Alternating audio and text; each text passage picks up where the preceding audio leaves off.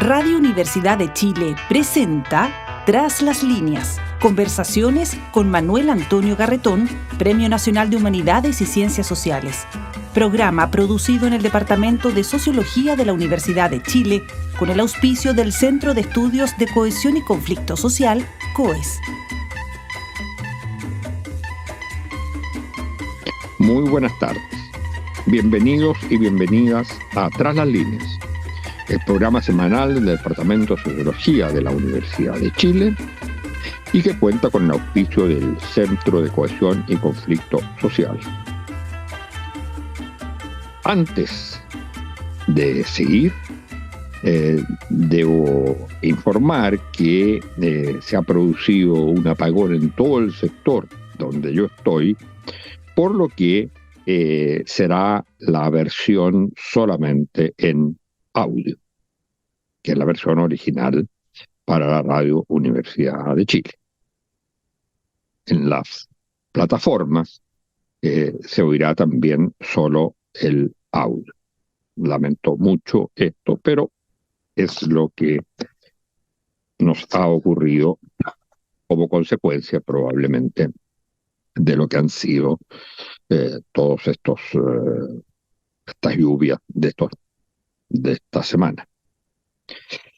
Bueno, el programa, como siempre, se interroga sobre los problemas que nos afectan como sociedad, como seres humanos, como país, como América Latina, desde la perspectiva particular de las ciencias sociales.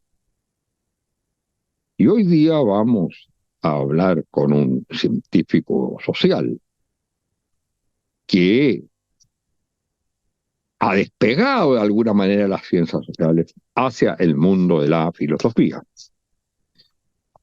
Él es Javier Agüero, es sociólogo, magíster en filosofía por la Universidad de Chile y doctor en filosofía por la Universidad de París y de París 8, Vincennes Saint-Denis. Actualmente es académico del Departamento de Filosofía de la Universidad Católica del Maule. Ha sido profesor invitado de la Universidad de Buenos Aires, la Universidad Federal de Oruro Preto, Brasil, y en la Universidad Nacional Autónoma de México.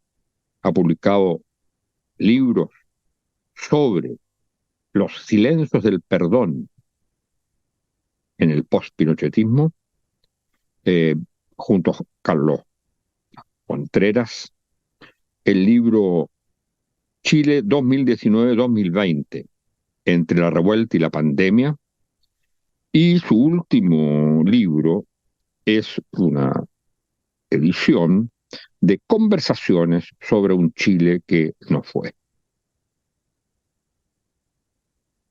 La particularidad de Javier Agüero es que es capaz de hacer análisis de la sociedad, tanto desde su perspectiva y mirada y capacidad sociológica, como desde la filosofía misma. Entonces, tiene una potencialidad para descifrar lo que ocurre en nuestra sociedad, más allá de lo que nos dicen los datos de una investigación, que sería el aporte de la sociología, la reflexión desde lo que está más allá de los datos, incluso de las interpretaciones teóricas de la ciencia social, que es el análisis filosófico. Recientemente ha escrito columnas de enorme interés para interpretar las transformaciones que están ocurriendo en el mundo. Y ha utilizado una metáfora que viene de la biología y que nos va a explicar para analizar los tiempos actuales, el tipo de sociedad en el cual vivimos. Y vamos a partir desde ahí,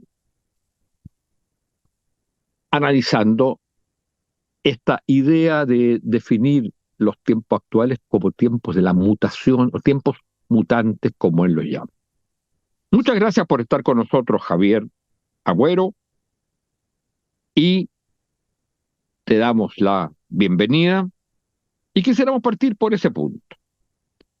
¿Qué te lleva a definir los tiempos de hoy, los tiempos de nuestra sociedad, los rasgos de nuestra sociedad como tiempos mutantes? ¿Y qué dificultades plantea vivir en tiempos mutantes? Uno, para la gente, y otro, para el análisis de esa sociedad.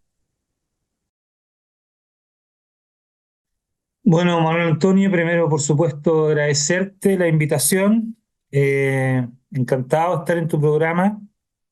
También agradecerte la consideración a, a invitar, digamos, a académicos y académicas que pueden ser que trabajamos en provincia, lo que creo que resulta inmediatamente muy hace justicia, digamos, en el sentido de que nuestro pensamiento y el trabajo, básicamente de reflexión sobre lo actual, está puntualmente concentrado, como sabemos, en Santiago. Yo también escribo en medios eh, metropolitanos, por decirlo así, también en regiones, pero bueno, hay un circuito, una órbita no menor de pensadores y pensadoras, científicos y científicas sociales que están en regiones haciendo un trabajo muy intenso, muy denso, que a mi modo de ver también bastante de vanguardia. Así que creo que en ese sentido no pienso ni quiero representar a nadie, pero creo que en este caso, de alguna manera, las regiones nos hacemos presentes en tu tan interesante y conversado programa. Bueno, junto con agradecerte, esto de lo mutante, bueno, es un libro que va a salir próximamente por la editorial de la Universidad de la Frontera, junto con Claxo. Aprovecho de agradecer ahí a Carlos del Valle y a Mauro Salazar, que llevaron a cargo todo el proceso de publicación de este libro. Y bueno, efectivamente es una metáfora, en el sentido más tradicional y clásico de la palabra, que deviene, por supuesto, de lo fisiológico, ¿no? Cómo muta el ADN finalmente de un organismo vivo. Y en ese sentido pensé yo de que a partir de esta metáfora biológica era posible hacer una lectura sobre el tiempo actual y asumir de que el tiempo actual, en tanto está atravesado por múltiples variables, por diferentes momentos, por diferentes insistencias y al mismo tiempo intensidades tan disímiles, no podía sino arrojarnos una perplejidad que impedía al mismo tiempo definir el tiempo, este tiempo. Entonces creo que al recurrir a esta metáfora fisiológica que habla de un ADN en constante transformación, ergo lo mutante, podía ser también una suerte de némesis hermenéutica, si tú quieres, de nuestro tiempo actual.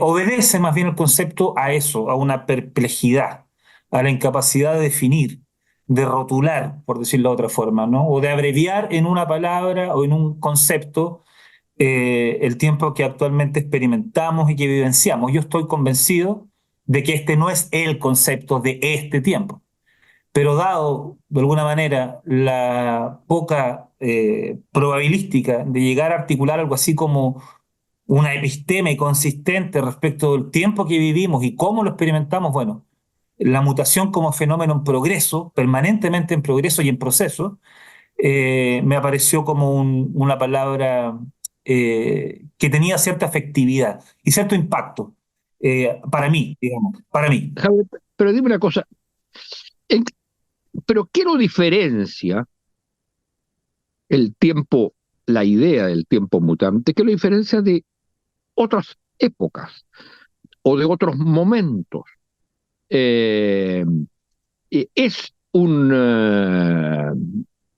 es un rasgo, y ahí te paso la filosofía a la sociología, es un rasgo de la sociedad, del tipo de sociedad que vivimos, que hace tan difícil definirla. Por eso es una sociedad que es muchas cosas. La sociedad industrial, de Estado Nacional de alguna manera definía ciertos elementos estructurales básicos. La sociedad desarrollada o subdesarrollada definía también. Cuando tú defines ahora el tiempo mutante es porque no se puede definir un rasgo estructural de este tipo de sociedad. Sí, justo. O sea, nosotros hablamos de transición como un periodo que, más allá de la fecha o las efemérides, dónde comienza, dónde termina, tú estuviste muy involucrado en esa discusión.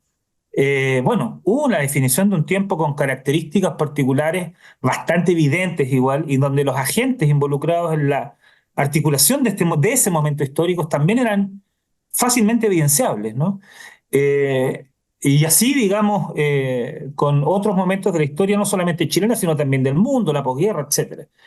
En rigor, si tú quieres, eh, decir tiempo mutante es hablar de una incapacidad, de un handicapé, de algo que no está, digamos, que aparece, que emerge, que experimentamos y que vivimos, pero que no tenemos capacidad, dada la perplejidad del tiempo, de poder darle un significado. Sin embargo, lo habitamos, sin embargo, lo experienciamos, pero lo experienciamos y lo habitamos desde la articulación de la perplejidad de los sin nombre también. Yo también te invito a decir cómo definimos este tiempo. Hay conceptos que son, porque se habla, por ejemplo, del posoctubrismo, básicamente desde los sectores de derecha y bueno, y toda la mímesis que tiene también con algunos sectores de centro y de centro izquierda también. El octubrismo como una órbita, como un anillo, como un perímetro más bien peyorativo, donde se agregaron todos los males del mundo en un momento histórico muy preciso a la historia de Chile, y que al día de hoy significa, tanto como significado y como significante, como algo que había que dejar atrás y entenderlo básicamente como una catástrofe. Pero no se ha dado, digamos, el espacio ni el momento tampoco de reflexión amplia, seria, a mi modo de ver, para saber qué fue lo que ocurrió con octubre. Y le ponemos la chapa, el mote de octubrismo, a algo que básicamente se quiere denostar. Bueno, ese mote de octubrismo, por ejemplo, en tanto tampoco indica con claridad qué es lo que quiere decir, hacia dónde va, salvo que tenemos claridad de que es un mote peyorativo, que quiere dar cuenta de una suerte de catástrofe que nunca debió ocurrir en este país, sin dar cuenta de por qué ocurrió ese momento, es también parte de este tiempo mutante. Hay palabras, categorías que se entrecruzan al día de hoy, una suerte de multiplicidad alternante de palabras y conceptos. Pero si tú tuvieras que definir, digamos, entiendo que es difícil, pero lo más empírica o históricamente posible, ¿desde cuándo estamos viviendo en estos tiempos mutantes?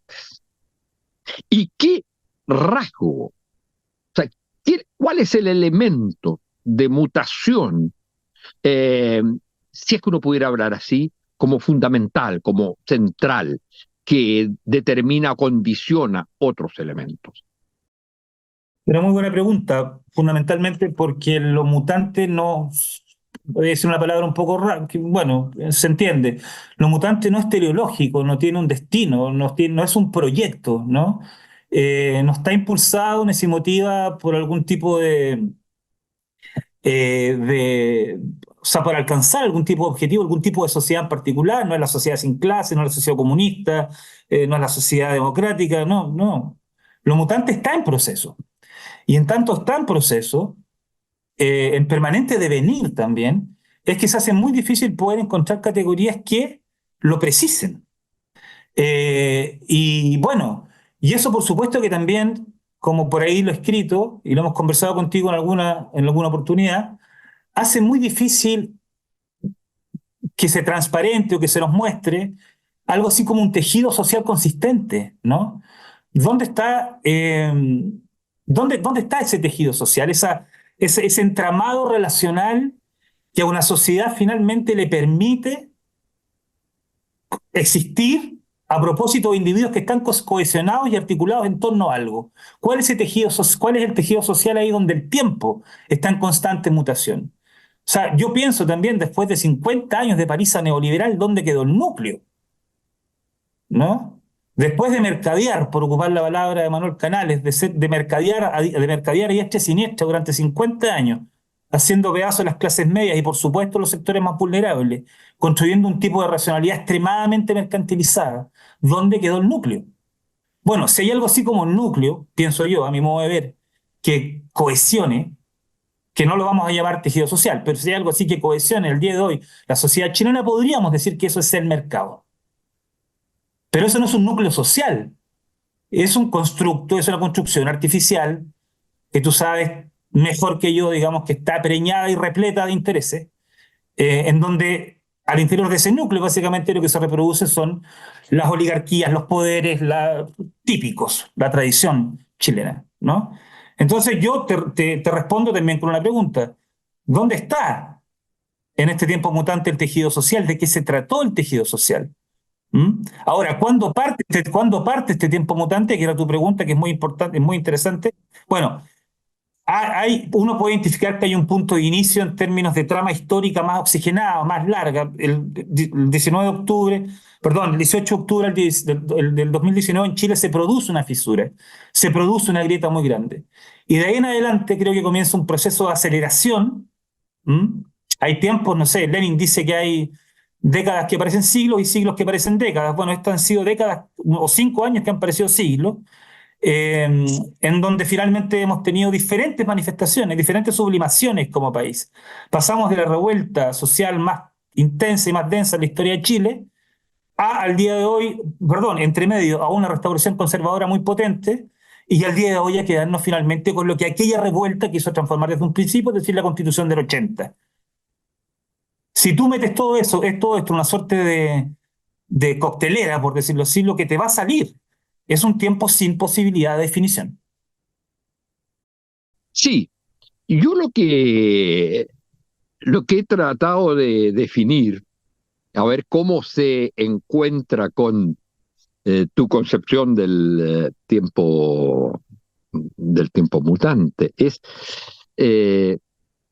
quizás el rasgo central desde el punto de vista de una sociedad, es que, a diferencia de lo que ha sido la sociedad chilena en el siglo pasado y en este siglo en parte, estamos en una sociedad que no está viviendo un proceso. Piensa tú que desde los años 30 se vivió un proceso de modernización e industrialización. Después pasamos a un proceso de transformación en una parte central de la sociedad que le daba su carácter, que era el sector agrario. Después el proceso de construcción, de intento de construcción del socialismo, proceso, digamos, fracasado, derrotado. Después hubo un contraproceso, por decirlo así, que fue la dictadura, pero con un proceso de lucha contra ella que apuntaba a un proceso de democratización política.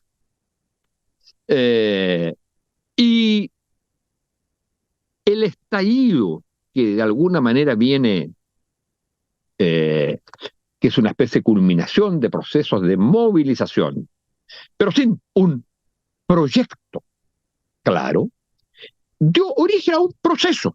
Y vivimos durante 2 años un proceso en que, cuando digo proceso, digo que el conjunto de problemas de algún modo tiende a definirse en torno a un elemento y que el conjunto de los actores sociales se mueven en relación a favor o en contra o en modificación con proyectos en torno a ese proceso. La derrota del proceso constituyente, que era más que un proceso constituyente, que apuntaba a iniciar un proceso de transformación, de superación del neoliberalismo y de constitución, reconstitución de una comunidad política que había estallado.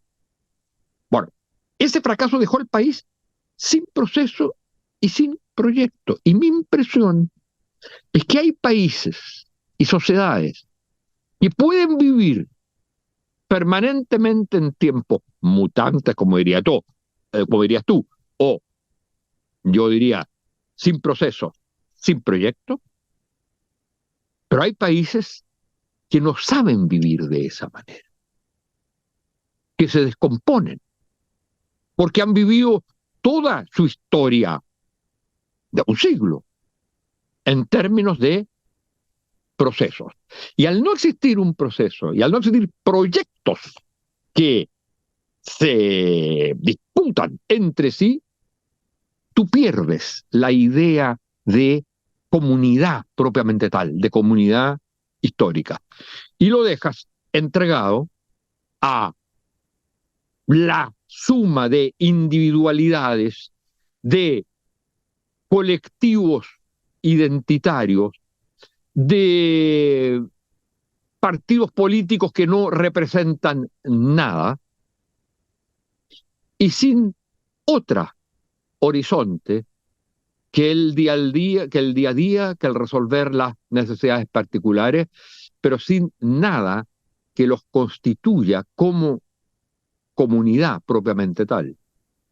Sí, yo estaría de acuerdo, pero creo que hay una saga de conceptos ahí que tú propones que quizás habría que hacer ciertas distinciones, quizás. Una sociedad puede tener proyecto, pero no puede tener proceso. Eh, Pienso en la dictadura, por ejemplo, que fue la nuestra, lo decía Tomás Mulián, creo, fue una dictadura con proyecto. Proceso social dentro de ese proyecto, o sea, la sociedad no estaba invitada dentro de ese proyecto, no había un No, no, eso es proceso. otra cosa, pero proceso hubo. Hubo un Proceso hubo, proceso, pero no hubo un proceso, digamos, de la no, hubo sociedad un involucrada en proceso, el proyecto de la dictadura. Ahora, por ejemplo, uno puede hablar del proceso y del proyecto de la Unidad Popular, por supuesto, donde lo político y lo social estaban completamente imbricados. Y tú dices bien, perdón, al respecto del estallido social. El estallido social fue eso. Fue un momento de condensación y densidad donde la sociedad liberó energía y a modo de acontecimiento irrumpió y quedamos todos en una perplejidad brutal, perplejidad quiero decir, perdón. Lo que no había a la mano, lo que no, la continuación de la historia, digamos, la segunda parte, es que no se pudo desplazar, transliterar toda la fuerza molar del estallido y de la fractura a un proyecto político. Y en ese sentido, efectivamente, estuvimos muchos involucrados, básicamente porque, por lo menos yo y la gente que está en mi generación, también algunos de nosotros y nosotras, navegamos en la góndola octubrista, en el romance, ¿no? Pero no nos dimos cuenta, y esto yo asumo esa autocrítica y asumo la crítica también, de que si esto no tenía, si no tenía una traductibilidad política, que en algún momento pudiera alcanzar o rozar la idea de también al tener algún proyecto, la disputa por la disputa política, a la disputa política no íbamos a entrar. Y eso fue lo que explica a mi modo de ver, el fracaso de la Asamblea Constituyente, que no quisieron entrar en la disputa al momento que se atrincheraron en particularidades, en intransigencias de diferente tipo, etcétera. Ergo, raya para la suma, termino con esto para que continúes también tú, digamos. El estallido social no fue un proceso. El estallido social fue eso, fue una grieta que se abrió. A propósito de las causas que conocemos, de los años, insisto, de paliza neoliberal, de abuso, reabuso, etc. Se abrió esa grieta, pero no se transformó en proyecto. Y al día de hoy lo que creo que estamos pagando como sociedad en su conjunto, y sobre todo la izquierda que agonizamos, digamos, esa izquierda que no tiene proyecto, es que no pudo extraer el sentido político, en el sentido más puro de la palabra, del estallido para darle entonces consistencia en un plano donde la hegemonía puede ser disputada también, en el plano político, quiero decir. No, mira, yo creo primero que nada que no se puede decir que no hubo un proceso durante la dictadura. Fue un proceso marcado por un contraproyecto, pero ahí hubo un proceso de destrucción, hubo un proceso de construcción de un nuevo orden social y económico que estamos pagando hasta hoy. Y ese fue un proceso de hecho no democrático, no es un proceso. Ahí hubo un proceso digamos, marcado por un contraproyecto. O sea, un proceso con lo que quería hacer era un proceso de reversión de lo que había sido la sociedad y los proyectos políticos históricos hasta el momento. Entonces yo creo que eso hay que entenderlo. Pero también la particularidad de ese proceso es que se incubó un nuevo proceso ahí, que contra la dictadura, que por primera vez era un proyecto que no era de transformación general de toda la sociedad, sino que era básicamente de término de la dictadura, y por lo tanto el concepto límite, si tú quieres usar esa expresión que usaba Hinklamer, etcétera, que ya no era el desarrollo, ya no era el socialismo, era la democracia. Sí. Y eso tiene sus límites, tiene también su ventaja porque es algo que tiene claros indicadores sobre cómo lo construyes, pero tiene también sus límites. Y para muchos se transformó en ya como el proyecto definitivo, una vez que se obtuvo la democracia. Y respecto a la cosa del estallido, yo tengo la impresión que hay un conjunto de movilizaciones que culminan en el estallido. El estallido es un estallido, es eso, es una revuelta, Sí. pero dio origen a un proceso. Todos los actores estaban en función de un cambio constitucional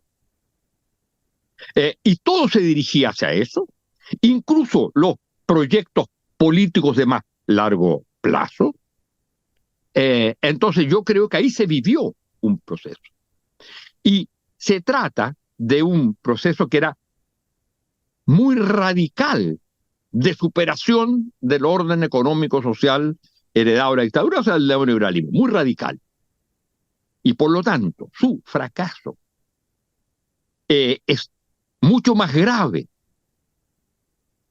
del punto de vista de retomar un proceso de transformación, porque la gente termina no creyendo en nada. Con la derrota del proceso y proyecto de la unidad popular, la gente siguió creyendo. Sí, claro. Y siguió luchando. Hoy día, en cambio, estamos en una situación como de un campo totalmente erosionado, donde aparecen por ahí algunos árboles o algunas flores, algunos grupos de personas o si quiero usar la metáfora, digamos, de animales en el potrero, que buscan algo, pero tú ya no tienes.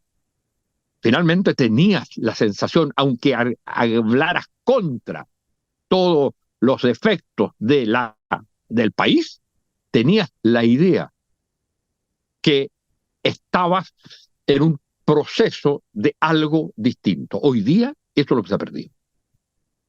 No, muy breve, simplemente sobre lo que tú hablas respecto del proyecto proceso de dictadura. Yo creo que puedo haberme expresado mal. Creo que fue un proyecto, fue un proceso que tuvo proyecto, pero sin sociedad, quiero decir. No, Sin la posibilidad. contra la sociedad, no solo sin, contra la Claro, sociedad. exacto. Fue un proyecto, un proceso y un proyecto donde la sociedad era el enemigo y al mismo tiempo donde, por supuesto, al ser enemigo no estaba involucrada.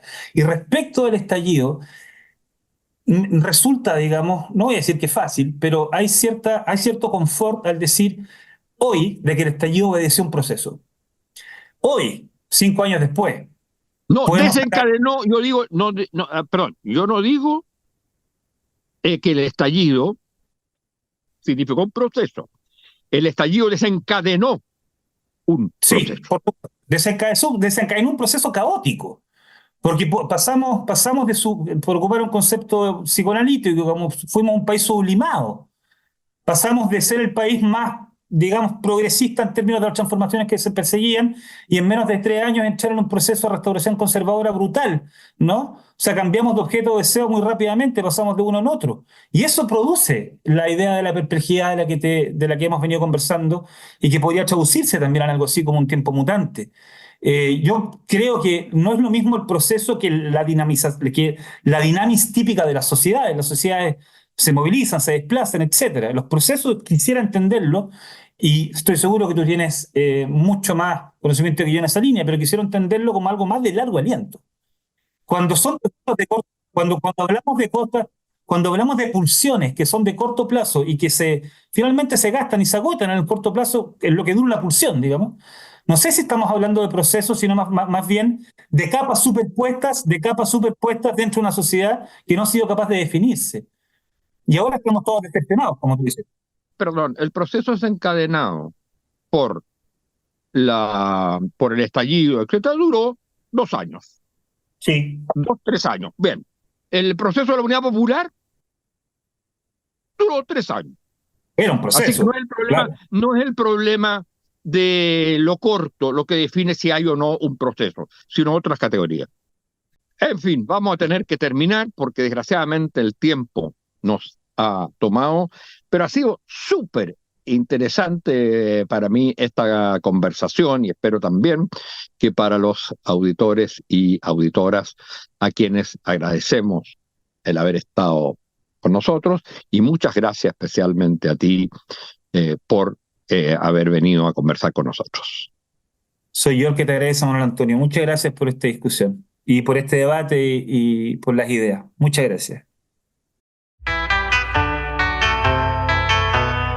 Radio Universidad de Chile presentó Tras las líneas, conversaciones con Manuel Antonio Garretón, Premio Nacional de Humanidades y Ciencias Sociales. Programa producido en el Departamento de Sociología de la Universidad de Chile con el auspicio del Centro de Estudios de Cohesión y Conflicto Social, COES.